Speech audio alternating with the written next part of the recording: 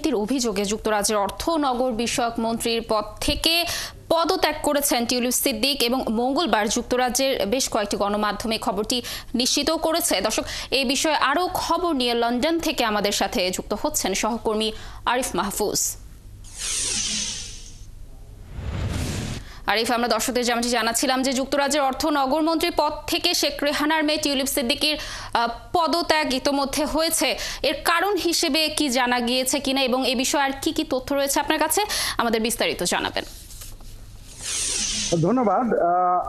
আপনি জানেন, আপনি বলে দিয়েছেন যে টিউলিপ সিদ্দিকি, যিনি যুক্তরাজ্যের সিটি মন্ত্রী এবং অর্থ মন্ত্রণালয়ের দায়িত্বে ছিলেন, আসলে অর্থ মন্ত্রণালয়ের যে দুর্নীতি বিরোধী যে সেকশনটা আছে সেটি তিনি দেখছেন। আজ লন্ডন সময়, স্থানীয় সময় রাত 10টায় তিনি পদত্যাগ করেছেন। এই খবরটি বিবিসি সহ ব্রিটেনের যে প্রভাবশালী গণমাধ্যম আছে সেগুলিতে প্রকাশ পেয়েছে। আমরা হয়তোবা তার পদত্যাগ পত্রটি হাতে পাইনি, তবে আমরা জানতে পেরেছি। ইতিমধ্যে আমরা বিভিন্ন জায়গায় যোগাযোগ করেছি, এটার সত্যতা নিশ্চিত করার জন্য আমরা জানতে চেয়েছি বিভিন্ন জায়গায়, সব জায়গা থেকে এটি নিশ্চিত করা হয়েছে। আসলে এর কারণ যদি বলতে চাই, এর পেছনে অনেক বড় ইতিহাসই রয়ে গেছে। আমি বলবো যে আপনারা জানেন যে টিউলিপ সিদ্দিকি ব্রিটেনে বড় হয়েছেন।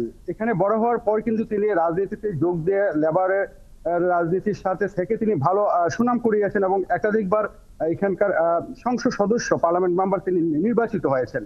কিন্তু এর পেছনে যেটা বলা হচ্ছে যে তিনি বাংলাদেশের সাবেক প্রধানমন্ত্রী শেখ হাসিনার বোনের মেয়ে, অর্থাৎ শেখ রেহানার মেয়ে। সেই সুবাদে কিন্তু তিনি বাংলাদেশ সরকারের সাথে যোগাযোগ রেখে, অর্থাৎ শেখ হাসিনার সাথে যোগাযোগ রেখে বিভিন্নভাবে তিনি অর্থ কেলেঙ্কারি সহ বিভিন্ন দুর্নীতিতে জড়িয়ে পড়েছেন। একজন ব্রিটিশ সংসদ সদস্য হয়ে তিনি বাংলাদেশের সরকারের সাথে লিয়াজু মেনটেন করে গোপনে গোপনে অনেক দুর্নীতির সাথে তিনি যুক্ত হয়েছেন। এটি কিন্তু আসলে গত 2 মাসের যাবৎ, 2 থেকে 3 মাস যাবৎ বিভিন্নভাবে এটা প্রকাশিত হচ্ছে।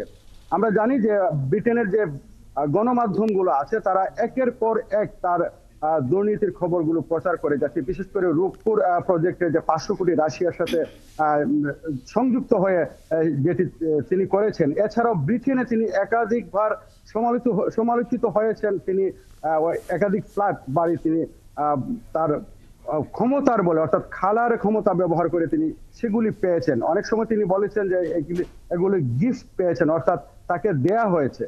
এই বিষয়গুলো নিয়ে আসলে কমিউনিটি বাংলাদেশি মানুষ যারা আছে তারা সেটা ভালো চোখে দেখেনি। কারণ যে মানুষটি একজন ব্রিটিশ পার্লামেন্টের মতো একটি জায়গার সংসদ সদস্য হয়ে তিনি আবার মন্ত্রীও হয়েছেন এবং সেখানে অর্থ মন্ত্রণালয়ে যে দুর্নীতি বিরোধী সেকশন আছে সেখানে তিনি কাজ করছেন, অথচ তিনি কিন্তু তলে তলে দুর্নীতির সাথে যুক্ত হয়ে গেছেন। এবং এই বিষয়ে কিন্তু ব্রিটিশ গভর্নমেন্ট যেটা আছে বর্তমানে, অর্থাৎ কেয়ার স্টারমার প্রধানমন্ত্রী, তিনি কিন্তু অনেক চাপের মধ্যে ছিলেন এবং কনজারভেটিভ প্রধান বিরোধী দল বর্তমানে যারা গত 24-এ কিন্তু তারা ক্ষমতা থেকে চলে গিয়েছেন, দীর্ঘদিন তারা রোল করেছেন ব্রিটেনকে। তারা কিন্তু একাধিকবার তাদের বিভিন্ন নেতা কিন্তু প্রশ্ন তুলেছেন যে মানুষটি সংসদ সদস্য ব্রিটিশ পার্লামেন্টে, সে কি করে দুর্নীতির সাথে যুক্ত হয়, তার পদত্যাগ দাবি করি এবং তার দাবি করেছেন। পাশাপাশি তারা চেয়েছেন যে আসলে এটার তল্লাশি করা হোক, এটার তদন্ত করা হোক। এবং একজন এমপি গত সপ্তাহে বলেছেন যে টিউলিপ সিদ্দিকি যে বাড়িগুলা নিয়েছেন মানুষের কাছ থেকে, আওয়ামী লীগের বিভিন্ন নেতা যারা শেখ হাসিনার সাথে সরাসরি যুক্ত ছিলেন তাদের কাছ থেকে লন্ডনের একেবারে খুব দামি এলাকা যেগুলো, সেগুলোর মধ্যে তিনি একাধিক ফ্ল্যাট পেয়েছেন, ব্যবহার করে আসছেন। শুধু তাই নয়, তার বোনের নামেও কিন্তু আসলে একটা ফ্ল্যাটের সন্ধান পাওয়া গেছে, সেটিও তিনি ব্যবহার করেছেন। সেই সম্পদগুলোর তিনি কিন্তু কর পরিশোধ করেন নাই বলে সেটা প্রকাশিত হয়েছে এবং কনজারভেটিভ পার্টির একাধিক নেতা বলেছেন যে সেটি তদন্ত করা হোক।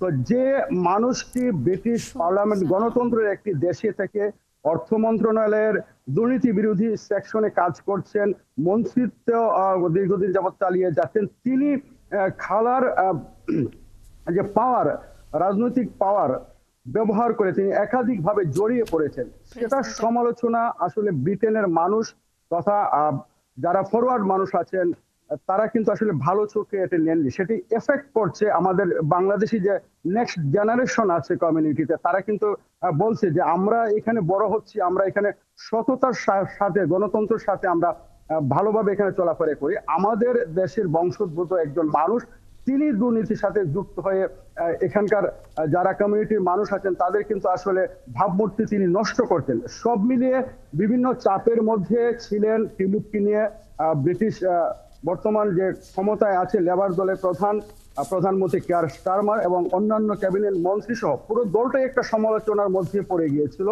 যার ফলে একাধিক চাপের কারণেই কিন্তু টিউলিপ সিদ্দিকী পদত্যাগ করতে বাধ্য হয়েছেন সর্বশেষ। শুধু ব্রিটেনে নয়, সারা বিশ্বে তাকে নিয়ে আলোচনা হচ্ছে। তিনি একজন আলোচিত ব্যক্তি।